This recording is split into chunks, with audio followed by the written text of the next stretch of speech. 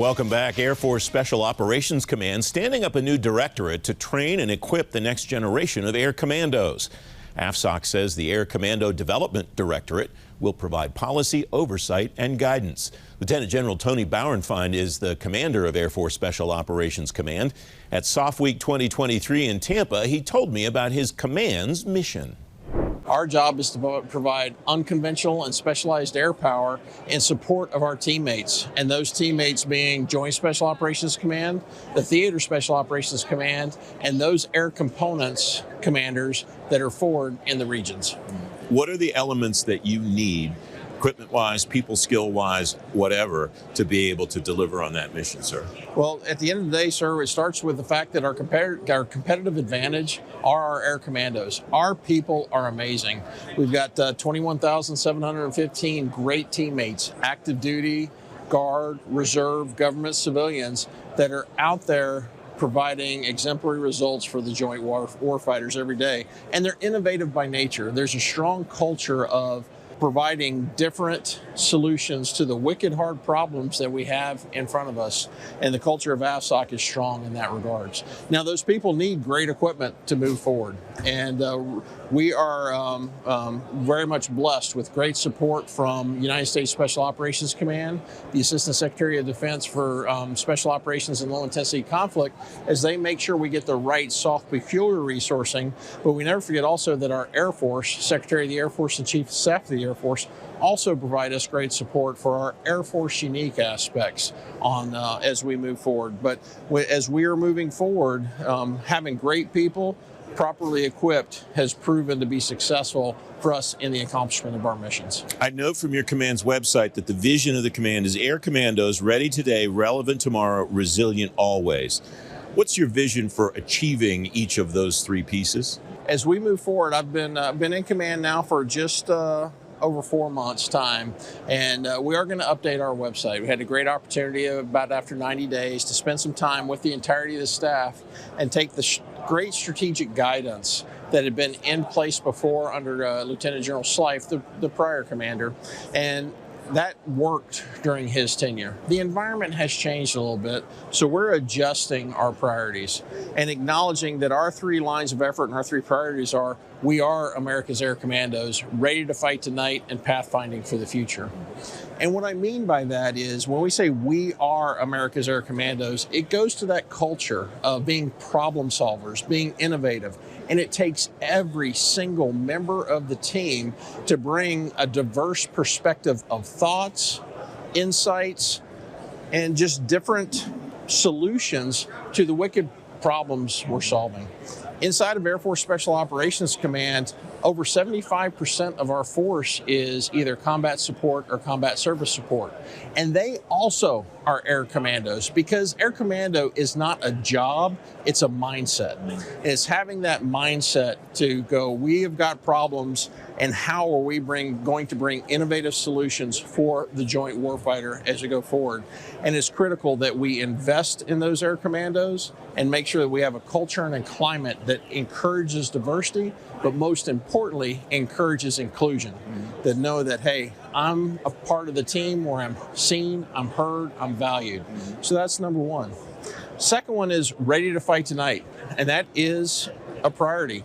We are never sure when the nation is going to need us. We will have some insights, but we always want to be ready when the nation calls. And that means that you're physically ready, spiritually ready, morally ready, medically ready, that your family is ready. Nobody wants to leave their families, but when the nation calls, we're going to be ready to respond, just like we have done numerous times over the last few years, and we're never short of that. And then finally is pathfinding through the future, is acknowledging that those great innovative ideas that we're going to go forward, we can turn so much faster. We're smaller, we're creative, and we bring those ideas forward as we attack those problems that our joint force and our nation is facing, and just very proud to support that team. You mentioned that the vision is pivoting because the landscape has changed. How has the landscape changed, and how did you reshape the vision to suit that? What will you have to do differently in your command in order to meet the way the landscape has changed? Well, as we have moved forward with the publication of the 2018 National Defense Strategy and now the follow-up of the 2022 National Defense Strategy, it has become clear that we have several areas that we have to focus our efforts upon. First and foremost is the National Defense Strategy made it very clear that we have pacing challenges that we have got to prepare for that, to be honestly, for the last 2 decades we didn't. But we do not have the luxury of doing a complete pivot to the pacing challenge, because the National Defense Strategy also says that we still have to protect the homeland and keep that focus on those counter-violent extremist organization threats that are forward.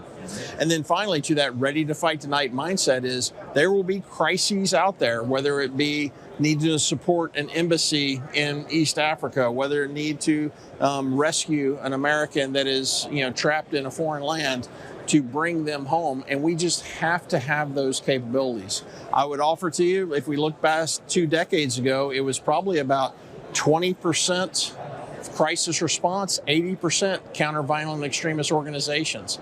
General Fenton, as he has come in as the United States Special Operations Command Commander, has said that the 2022 National Defense Strategy is very clear that we've also got to pivot. We need to pivot to great power competition. So he has asked us to spend about 60% of our time and effort on great power competition, integrated deterrence, campaigning, 20% on crisis response, and 20% on counter-violent and extremist organizations. With the acknowledgement there's a 4th C out there. We call it campaigning, crisis response, and counter-VEO. And that 4th one is the one that we don't want to see, and that's combat or conflict. But we also know that we have a responsibility to provide that deterrent value so that our adversaries know that should they test us, we will be ready and able to decisively prevail in support of the nation, but with the acknowledgement that it's all about deterrence. And balancing those is what has changed in the operational environment. Speaking of pivoting, I'm going to pivot for a moment. You spoke here on a panel titled Developing and Maintaining Talent. People obviously at the core of what everybody in the national defense community does. What was the message you wanted to convey to people on that panel? The big messages, and I would say it's 2, is the first message was the true importance of inclusion and diversity to our team building as it goes forward. From a diversity perspective, as I've already discussed, the problems in front of us are incredibly difficult. All the easy ones have been solved. And we need teammates at the table that approach problems from a multiple different pathways of perspectives. So we need teammates that have got a diversity of backgrounds, experiences, different thought leaders, so that we don't end up into the trap of groupthink, of going down a pathway. And it only takes a single teammate to go, have we thought about this from a different perspective? And that is incredibly powerful. But we will only have those teammates speak up if they feel included. And inclusion is the most important part. I've said it before, to me, inclusion is feeling like you're a part of the team, that you're seen, you're heard, you're valued. And when you have that climate and culture of the diversity of perspectives we're looking for and that inclusion, that's a powerful mixture. And that is important to us as an enterprise as we move forward at all echelons throughout the command and throughout the Department of Defense, I would offer. But additionally, I would also say the second thing I want to put into that is we have to expend resources and our time investing in the next generation. So it's about also developing our air commandos.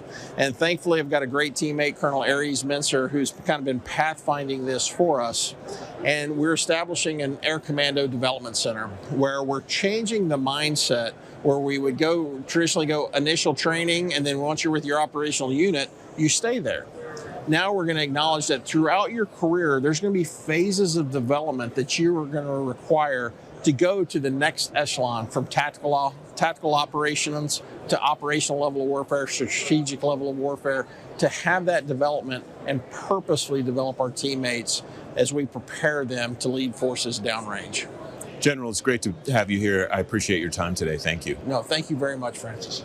You can read more about Air Force Special Operations Command at fedgovtoday.com. FedGov Today with Francis Rose is back in a moment.